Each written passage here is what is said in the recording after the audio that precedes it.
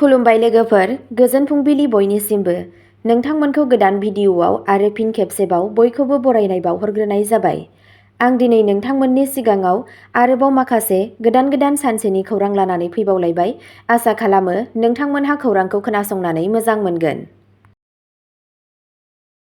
दिनैनि गिबि खौराङावनो दङ एसएसएलसि 2025 नि फिथाइखौ आसामनि सोलोंथाइ बिथिङाव मोनसे जारिमिनारि माइल खुन्थिया बुंदों। आसाम चिफ मिनिस्टार हिमन्त बिश्व शर्माया एसएसएलसि 2025 नि फिथाइखौ आसामनि सोलोंथाइ बिथिङाव मोनसे जारिमिनारि माइल खुन्थिया बुंदों। बिथाङा गोदानै दाजानाय आसाम रायजो फरायसालि सोलोंथाइ बर्डखौ समनि रोखा आरो सोलायनाय आदबजों आनजाद खुंनायनि थाखाय बाख्नायदोंमोन। बेयो 15 फेब्रुआरिनिफ्राय 3 मार्च 2025 मायथाइसिम आसाम रायजो फरायसालि सोलोंथाइ बर्डजों खुंजानाय गिबि एसएसएलसि आनजादमोन। फिथाइखौ 37 साननि गेजेराव 11 एप्रिलाव फोसावनाय जादोंमोन। गिबि मन्थ्रिया बुंदोंमोन दि बे गोख्रै फिथाइ बिखान्थिया सोलोंथाइयाव मोजां खुंथाय आरो रोखाथिनि फारसे मोनसे गिदिर आगान। बे बोसोराव आनजादनि महरा र'ड लार्निंनिफ्राय मोनदांथि आरो गियाननि सायाव बिथा खालामनाय सोंलुफोराव सोलायदोंमोन। गासै उथ्रिनायनि जौखोन्दोआ 63.98 जौखोन्दोमोन, जाय फरायसा आरो फोरोंगिरिफोरनि गोब्राब नाजानायखौ दिन्थियो। फिथाइया समाजारि सोफादेरनायखौबो दिन्थियो। एसटि हायेन फरायसाफोरा 71.32 जौखोन्दो, एसटि हाजो फरायसाफोरा 65.86 जौखोन्दो, अबिसिआ 69.64 जौखोन्दो, एमअबिसिआ 70.78 जौखोन्दो आरो टि ट्राइबनि फरायसाफोरा गिबि खेबनि थाखाय 51.89 जौखोन्दो उथ्रिनायनि हार रेबगान्थिदों, जाय मोनसे गेदेर जाफुंसारनाय। मेरिट फारिलाइयाव प्रज्ञा एकाडेमि जौसिन गेजेरारि फरायसालि, जरहाटनि अमीषा शइकियाआ 591 नम्बर, 98.50 जौखोन्दो मोननानै रायजोआव बयनिख्रुइ जौसिनाव दं। गोजौसिन साथाम फरायसाफोरा 98.17 जौखोन्दोनिफ्राय 98.50 जौखोन्दोनि गेजेराव नम्बर मोनदोंमोन, जाय आसामाव सोलोंथायारि थाखोनि बांहोनायखौ दिन्थियो। सीएम शर्माया बुंदोंमोन दि बेफोर फिथाइफोरा फोरमान होयो दि सोरखारनि थाफादेरनाय सोलोंथाइ खान्थिफोरा मोजां फिथाइ होगासिनो दं। नैथि खौराङाव दङ एसएसएलसि आनजादनि दुखुनांथाव जाथाय। साइगावआव रल नम्बर मोनैनि जाहोनाव फरायसाया गावखौ फोथैना लायो। मोनसे दुखुनांथाव जाथायाव आसामनि कामरुप जिल्लानि साइगावनि सासे लाइमोन सिख्लाया बावैसो फोसावजानाय एसएसएलसि 2025 नि फिथाइयाव गावनि रल नम्बर मोनैनि जाहोनाव गावखौ फोथैना लायो। हिन्जावसा मिताली देखाया साइगाव गोजौसिन गेजेर फरायसालिनि फरायसामोन। फिथाइ फारिलाइयाव गावनि रल नम्बरखौ मोनैनि उनाव बिथांजोआ गोसोखौ बायदोंमोन आरो जिंगासिदोंमोन। बिथांजोआ गावनि बिमाखौ फिन फिथाइखौ नायनो थाखाय नसुंसेनि न'आव थिनहरदोंमोन।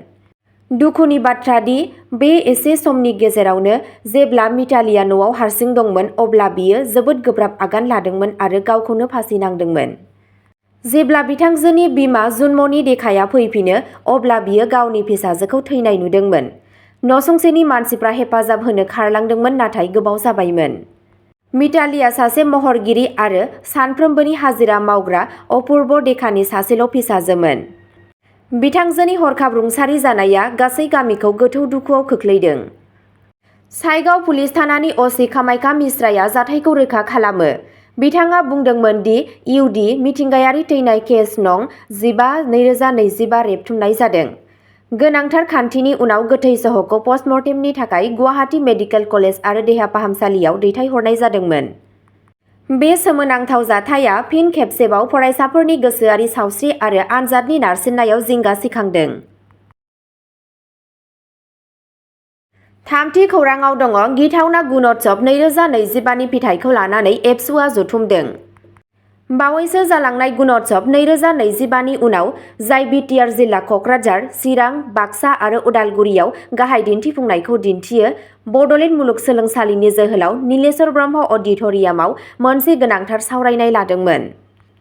दुलाराय बर' फरायसा आफाद एबसुनि बानजायनायाव बिटिआर ओनसोलनि बर' बिजोंनि फरायसालिफोरनि गोरायुं, गाहाय फोरोंगिरि आरो फोरोंगिरिफोरजों लोगोसे सा 300 निबो बांसिन फोरोंगिरिफोरा बाहागो लादोंमोन।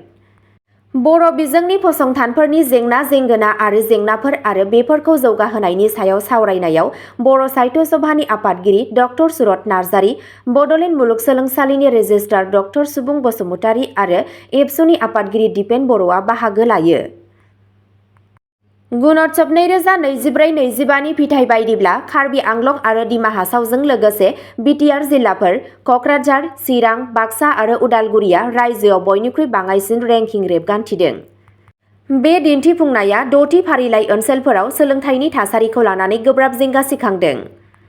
एबसुनि आफादगिरि दिपेन बर'आ गोब्राब फोरोंगिरिनि आंखाल, गुबैयै गाहाय गुदि, एलपि आरो गोजौ गुदि इउपि फरायसालिफोराव आरो आयदा रोखा फोरोंगिरिफोरनि आंखाल बायदि गोजाम जेंनाफोरखौ नोजोर होदोंमोन।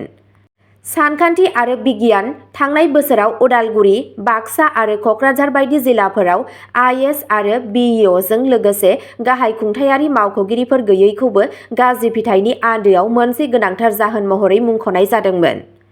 ट्राइबेल ओनसोलाव सोलोंथायारि फोसाबनायजों सोमोन्दो थानाय बिटिआर गोरोबथानि 6.3 दफाखौ मावफुंनो थाखाय बर'आ सोरखारखौ खावलायदोंमोन।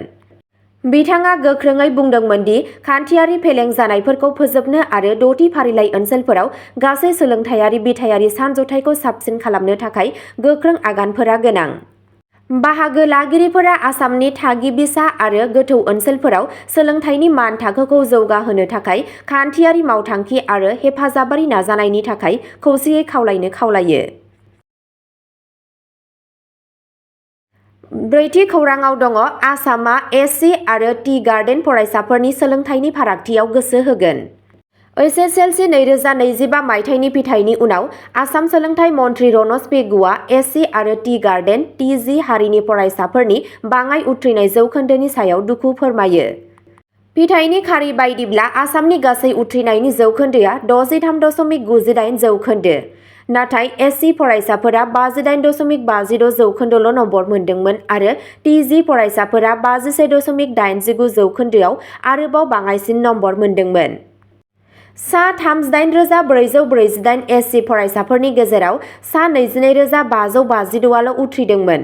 बेबायदिनो सा 2,294 टिजि फरायसाफोरनि गेजेराव सा 1,191आल' आनजादाव उथ्रिनो हादोंमोन। मन्थ्रि पेगुआ बुंदोंमोन दि सोलोंथाइ बिफानआ एससि आरो टिजि फरायसाफोरनि सोलोंथाइनि थाखोखौ जौगाहोनो आरो इयुनाव साबसिन फिथाइ होनो थाखाय 2025-26 मायथाइयाव जर'खा राहा लागोन। 5थि खौराङाव दङ हडसन दैमायाव हेलिकप्टार जाब्रबथायाव 3 गथ'साफोरजों लोगोसे 6 सुबुंनि जिउ खहा।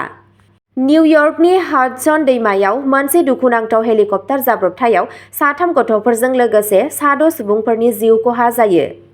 जाब्रबथाया बृहस्पतिबाराव वेस्ट साइड राजालामानि साखाथियाव पियार 40 नि खाथियाव जादोंमोन। रिपर्टफोरा बुंदोंमोन दि बुथारजानायफोरा पाइलट आरो स्पेननि मोनसे दावबायारि नखरमोन। बेल 206L4 लं-रेंजर आइभि हेलिकप्टारआ गाहाय मनहट्टननिफ्राय बिरदोंमोन। स्टेच्यु अफ लिबार्टीनि सोरगिदिं बिरदोंमोन आरो हाडसन दैमानि सेर सेर फैफिननाय समाव जाब्रबथायाव गोग्लैदोंमोन। जाब्रबथायनि दान्दिसे उनावनो निउयर्क पुलिसआ सुबुंफोरखौ ओनसोलाव ट्राफिक जाम आरो हरखाब गारिफोरनि बागै सांग्रांथि होदोंमोन। बै समाव बोथोरा एसे अखा आरो गोख्रों बारजों जोमै खोबबायमोन। फेडारेल एभिएशन एडमिनिस्ट्रेशनआ जाब्रबथायखौ रोखा खालामो आरो एनटिएसबीजों मोनसे नायबिजिरनाय सोलिगासिनो दं। 6थि खौराङाव दङ गुवाहाटीनि सावकुचियाव सिखाव खावनाय जाथायाव 2 हमजादों, खावनाय बेसाद बोखांदों। बशिष्टा पुलिस थानानि सिङाव मोनसे पुलिस हान्जाया बृहस्पतिबार 10 एप्रिलखालि शिवचरण बर' फर्ट, सावकुचि, गुवाहाटीनिफ्राय सिखाव खावनायनि जाथायखौ फोजोबदोंमोन। सिखाव खावनाया साननि सोराङाव जादोंमोन।